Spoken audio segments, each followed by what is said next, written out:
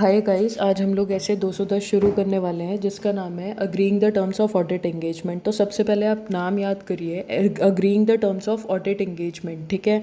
उसके बाद ऑब्जेक्टिव क्या है इसमें? बेसिकली ऑडिटर के दो ऑब्जेक्टिव हैं। एक, वो ऑडिट एंगेजमेंट तभी एक्सेप्ट करेगा या कंटिन्यू करेगा जब pre conditions of audit present होंगी और कॉमन अंडरस्टैंडिंग होगी between the auditor and the management. Objective का इतना रोल नहीं है। आगे बढ़ते हैं। प्री कंडीशंस ऑफ ऑडिट क्या होती है? प्री कंडीशंस ऑफ ऑडिट हमारी 5 हैं। ठीक है। बेसिकली आपको ऐसे सोचना है कि आप ऑडिट कर रहे हो फाइनेंशियल स्टेटमेंट का। ठीक है। तो आप अपने दिमाग में बैकग्राउंड में रखिए कि आप फाइनेंशियल स्टेटमेंट का ऑडिट कर रहे हो, तो आप सबसे पहले क्या देखोगे कि अकाउंटिंग प्रिंसिपल्स पॉलिसीज़ जो भी लगती हैं वो एक्सेप्टेबल है या नहीं। ठीक है। तो सबसे पहला पॉइंट यही हो जाता है, determine whether the FRF is acceptable. ठीक है। फिर हम एग्रीमेंट करेंगे मैनेजमेंट के साथ कि वो अपनी रिस्पॉन्सिबिलिटीज़ को एक्नॉलेज और अंडरस्टैंड कर रही है कि नहीं। तो उसमें हम 3 चीज़ें देखेंगे। ठीक है। तो obtain an agreement from management whether it acknowledges and understand its responsibilities for. सबसे पहले तो जो फाइनेंशियल स्टेटमेंट है वो FRF के अकॉर्डिंग बना कि नहीं बना। ठीक है। फिर ऑडिट में हम इंटरनल कंट्रोल भी तो चेक ही करते हैं ना, तो इंटरनल कंट्रोल का सेकेंड पॉइंट हो जाएगा।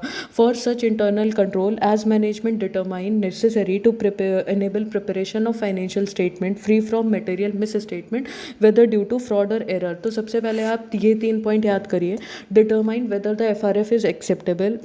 मेरे साथ प्लीज़ रिपीट करिए। Determine whether the FRF is acceptable, obtain an agreement from management whether it acknowledges and understand its responsibilities. किसके लिए अंडरस्टैंड करेगी? For preparation of financial statement in accordance with FRF। ठीक है। For such internal control as management determine necessary किसके लिए? To enable the preparation of financial statement free from material miss statement. Material miss statement किससे होता है? Due to fraud और error. ठीक है।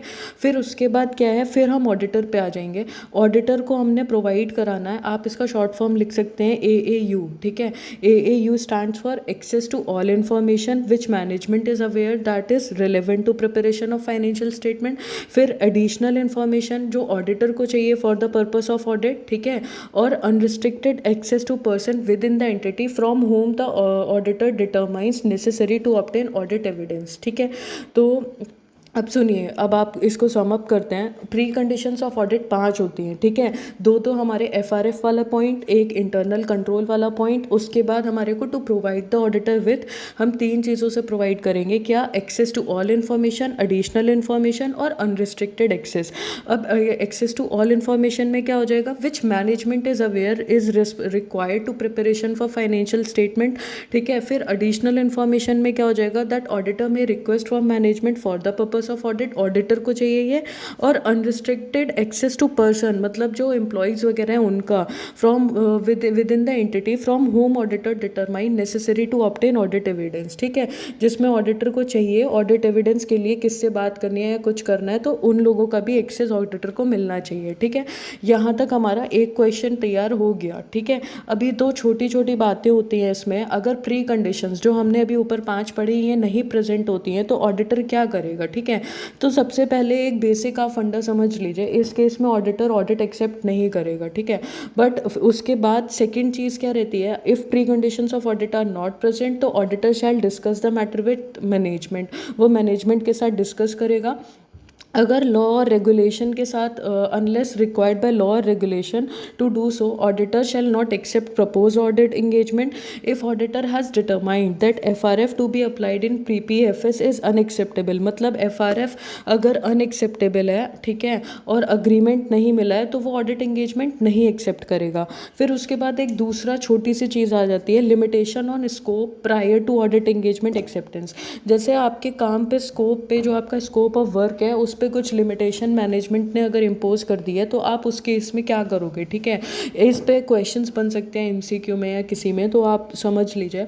इफ़ मैनेजमेंट और those charge with governance impose limitation on scope of auditor work, ठीक है, तो इस केस में आप सबसे पहले ये देखोगे कि जो भी आपका स्कोप ऑफ वर्क है उससे आपकी ओपिनियन क्या जा रही है। ओपिनियन अगर आपकी डिस्क्लेम हो रही है, डिस्क्लेमर ऑफ ओपिनियन मतलब डिस्क्लेमिंग एन ओपिनियन का मतलब क्या होता है? ऑडिटर को ना तो सफिशिएंट और अप्रोप्रिएट ऑडिट एविडेंस मिले, और जो फाइनेंशियल स्टेटमेंट हैं उसमें जो मटेरियल मिस स्टेटमेंट हैं वो मटेरियल भी हैं और परवेसिव अफेक्ट भी है उनका, तो ऑडिटर इस केस में ओपिनियन ही नहीं देता है, उसके कहते हैं डिस्क्लेमर ऑफ ओपिनियन। ठीक है, तो अगर हमारा स्कोप ऑफ वर्क है उसमें हमारे को इतनी लिमिटेशन इम्पोज कर दी है कि ना तो हमारे को ऑडिट एविडेंस मिल रहे हैं, और अगर उनका जो अफेक्ट है वो भी मटेरियल और परवेसिव है फाइनेंशियल स्टेटमेंट पे, तो हम डिस्क्लेम करेंगे ओपिनियन। तो अगर हम ओपिनियन डिस्क्लेम करते हैं तो हम उस ऑडिट एंगेजमेंट को एक तो एक्सेप्ट नहीं करेंगे जब तक लॉ और रेगुलेशन के रिक्वायरमेंट ना हो। ठीक है, यहाँ तक आपका मेजरली आपके मैंने 3 टॉपिक कंप्लीट करा दिए हैं। सबसे पहले प्री कंडीशन ऑफ ऑडिट एक बार रिवाइज करते हैं। इतना प्री कंडीशन ऑफ ऑडिट में क्या है, 2 FRF वाले point, determine whether the FRF is acceptable, obtain an agreement from management that it acknowledges its responsibilities for, किस लिए, preparation of financial statement in accordance with applicable FRF, और for such internal control as management determine necessary to enable financial statement free from material misstatement whether due to fraud और error. फिर आ जाता है आपका AAU वाले point. ठीक है, access to all information, additional information और अनरिस्ट्रिक्टेड एक्सेस। फिर प्री कंडीशन ऑफ ऑडिट अगर नहीं होती है तो हम ऑडिट एंगेजमेंट एक्सेप्ट नहीं करेंगे जब तक लॉ और रेगुलेशन में ना हो। फिर लिमिटेशन अगर हमारे ऑडिट स्कोप ऑफ वर्क पे लगती है और जिससे हमारा जो ओपिनियन है वो डिस्क्लेम हो रहा है। ठीक है, डिस्क्लेम मतलब हमारे को ओपिनियन ही नहीं देना क्योंकि ना हमें अप्रोप्रिएट ऑडिट एविडेंस मिले हैं और अफेक्ट भी उनका मटेरियल और परवेसिव है, तो हम क्या करेंगे इस केस में, हम एक्सेप्ट नहीं करेंगे ऑडिट एंगेजमेंट। ठीक है, यहाँ तक आपका एक मेजर पार्ट कंप्लीट हो गया। अब आगे बढ़ते हैं। अब 2 हेडिंग्स और होती हैं SSA में, content of agreement on terms of audit engagement. ठीक है, और जो ऑडिट एंगेजमेंट है उसका जो अग्रीमेंट बनेगा उसके कंटेंट क्या होंगे। ठीक है, तो एक बात आप इसमें याद रखिए, ये हमेशा रिटन अग्रीमेंट बनता है। ठीक है, तो रिटन अग्रीमेंट बनेगा सबसे पहले तो अगर आप इसको रीड करोगे तो agreed terms of audit engagement shall be recorded at audit engagement letter में रिकॉर्ड होगी, और other written agreement and shall include. अब देखो ये बहुत इजी सा है। ठीक है, आप बार बार बोलोगे आपको याद होने लगेगा। The objective and scope of audit of financial statement. ठीक है, और हमारा जो ऑडिट है उसका स्कोप क्या होगा और ऑब्जेक्टिव क्या होगा, simple, objective and scope of audit of financial statement, objective and scope of audit of financial statement, responsibilities of auditor, responsibilities of management. ठीक है, ये सिंपल सा हो गया, responsibilities of auditor, responsibilities of management. फिर क्या हो जाएगा, आप फाइनेंशियल स्टेटमेंट का ऑडिट कर रहे हो तो ऑब्वियस है एक फाइनेंशियल स्टेटमेंट से रिलेटेड पॉइंट आने ही चाहिए, तो identification of applicable FRF for the preparation of financial statement. ठीक है, तो ये 4 पॉइंट आपको बहुत इजीली याद हो जाएंगे। सबसे पहले क्या, आप फाइनेंशियल वाले साथ ले लो, the objective and scope of audit of financial statement, identification of applicable FRF for the preparation of financial statement, फिर simple responsibilities of auditor, responsibilities of management. ठीक है, फिर आप ये बड़ा सा पॉइंट एक लास्ट होता है इसमें, reference to expected form and content of any report to be issued by auditor and a statement that circumstances in which report may differ from its expected form and content. इसको अब आप जितना आपसे हो पा रहा है उतना कर लो, ज़्यादा इसमें दिमाग आप मत लगाना। ठीक है, फिर है recurring audits, new engagement letter each time. देखिए इसमें कहते हैं जैसे रिकरिंग ऑडिट क्या, जैसे आपका एक टर्म ऑडिट का हो गया, फिर आप दोबारा से उसी का ऑडिट कर रहे हो, तो हर बारी थोड़ी आपको जो ऑडिट एंगेजमेंट लेटर होता है वो देना है कि नहीं देना है। ठीक है, तो देखिए अगर ऐसा कोई केस है जिसमें आप रिकरिंग ऑडिट कर रहे हो और उसमें आपको हर बार आपको न्यू इंगेजमेंट लेटर नहीं देना होता है जब तक ये फॉलोइंग जो नीचे 6-7 पॉइंट हैं ये कंप्लाई ना हो रहे हो, मतलब अगर ये कुछ हो रहा होता है तो आप न्यू ऑडिट इंगेजमेंट लेटर दोगे। अगर ऐसा कुछ नहीं हो रहा होता है तो इतना रिक्वायर्ड नहीं है कि आप हर बारी न्यू ऑडिट इंगेजमेंट लेटर दो। ठीक है, तो मैंने इसके लिए क्या सोचा हुआ है कि आप इसको कैसे ध्यान में रख सकते हो, जैसे सिग्निफिकेंट, रीसेंट और चेंज, हर आप देखोगे हर एक के 2-2 पॉइंट इसी से हैं। जैसे 2 पॉइंट आपको सिग्निफिकेंट के मिल जाएंगे, जैसे आज सिग्निफिकेंट चेंज इन ओनरशिप और significant change in nature, size और ऑफ द एंटिटी और बिजनेस। ठीक है, फिर रीसेंट का क्या हो जाएगा, recent change in senior management. ठीक है, फिर चेंज के क्या हो जाएगा, अ चेंज इन लीगल और regulatory requirement, a change in FRF adopted in PVFS, ठीक है, और change in other reporting requirements. तो इस तरह से आप इसको ध्यान में रख सकते हो। आपको 6 पॉइंट एटलीस्ट याद करने हैं, उसके बाद आपको रहते हैं तो अच्छा, नहीं रहते तो कोई बात नहीं। तो देखो आप कैसे याद करो, मेरे साथ बोलो। पहले पहले हम सिग्निफिकेंट वाले याद करते हैं। A significant change in ownership, a significant change in nature size of the entity of business, ठीक है। फिर से significant change in ownership, significant change in nature size or nature size of the entity business, significant change in ownership, significant change in nature size entity of the business, ठीक है। फिर दूसरा point change वाला याद करते हैं, अ change in legal और regulatory requirements, a change in other requirements, other reporting requirements, ठीक है, और change in FRF adopted in PPFS, ठीक है। देखो 5 पॉइंट ऐसे ही आपके याद हो गए। पहला, a significant change in ownership, a significant change in nature size of the entities business, ठीक है। फिर आ गए चेंज वाले पॉइंट जो कि 3 है, अ चेंज इन लीगल और regulatory requirement, a change in FRF adopted in PPFS, a change in other reporting requirements, ठीक है। फिर तो ये छोटा सा point, a recent change of senior management, फिर एनी रिवाइज्ड और special terms of audit engagement, अगर याद रहता है तो ठीक, नहीं तो 6 पॉइंट आपके हो चुके हैं, ठीक है। उसके बाद इस ऐसे में एक लास्ट हेडिंग आती है, acceptance of a change in terms of audit engagement, ठीक है।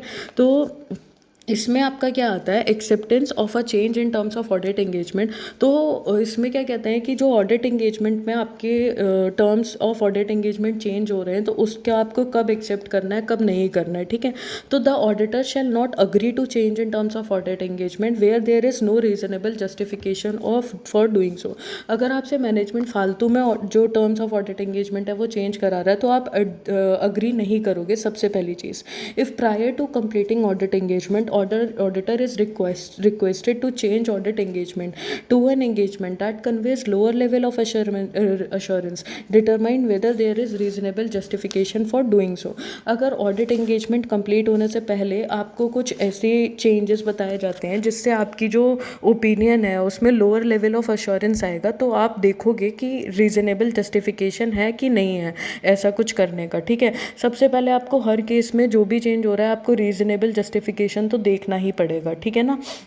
If terms are changed, auditor and management agreed and record new terms of engagement in engagement letter or other suitable form of written agreement। अगर मान लीजिए auditor भी agree कर जाता है जो भी change in terms of audit engagement है उनसे, और मैनेजमेंट तो है ही अग्री, तो उसको क्या करना रहेगा, न्यू एंगेजमेंट लेटर में उनको रिकॉर्ड करना रहेगा और other suitable form of written agreement, ठीक है।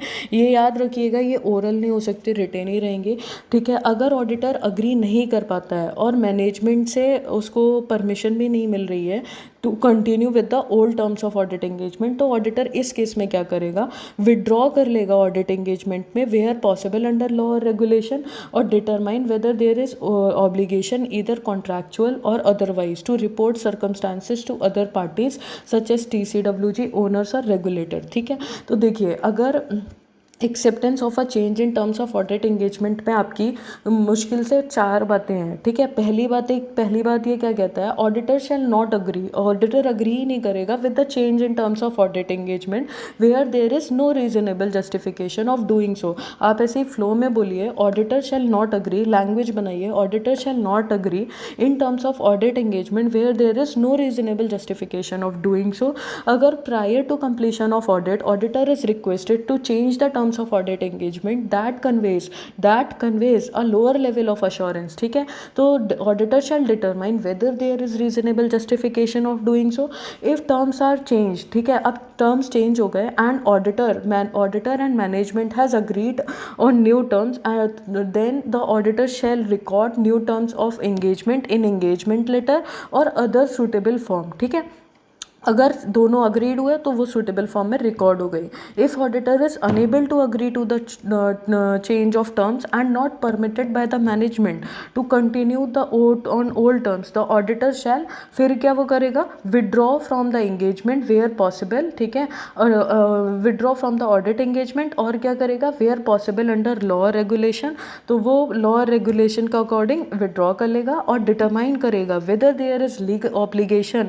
अब ऑब्लिगेशन ऑब्लिगेशन कैसी हो सकती है, या तो कॉन्ट्रैक्चुअल हो सकती है या अदरवाइज कैसे, मान लीजिए फ्रॉड हो रहा है ना, तो आपका अगर सर्टेन अमाउंट से ऊपर फ्रॉड होता है तो आपको रिपोर्ट करना होता है ना, कारों में इधर उधर सब जगह, तो वैसी हो गई। ठीक है, तो determine whether there is obligation whether contractual और otherwise to report circumstances to other parties.